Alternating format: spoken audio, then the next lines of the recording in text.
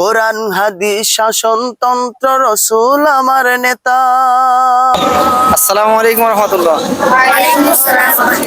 কেমন আছো তোমরা? তোমরা এই মাদ্রাসায় পড়ো নাকি? মাদ্রাসার নাম কি যদি একটু বলবো তোমরা? যাক আলহামদুলিল্লাহ। তো তোমরা কে কোন পর্যায়ে একটু পড়ো, একটু আমাদেরকে জানাবা। হ্যাঁ, আচ্ছা তুমি কতটুকু পড়ো, কি পড়ো?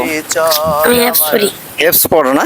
যাক আলহামদুলিল্লাহ। হেফস কয় পারা পর্যন্ত গেছো? এই পর্যন্ত 5 পারা না?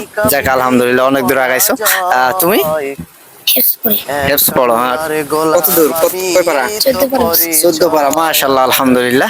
তুমি? এই তো পড়ি 2 পারা না? যাক আলহামদুলিল্লাহ। তুমি? কোরআনের সৈনিক 4 পারা চলে। মাশাআল্লাহ, আলহামদুলিল্লাহ। তোমার?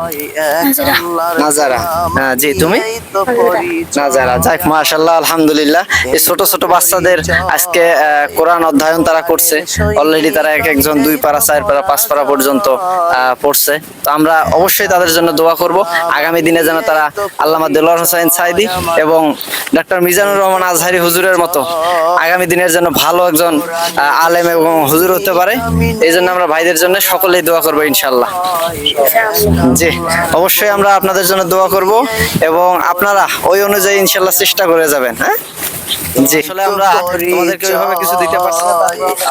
কোরআনের সৈনিক আমি নেই তো পরাজয়, একটু সবাইকে এক আল্লাহর গোলাম আমি এই তো পরিচয় আমার, এই তো পরিচয়।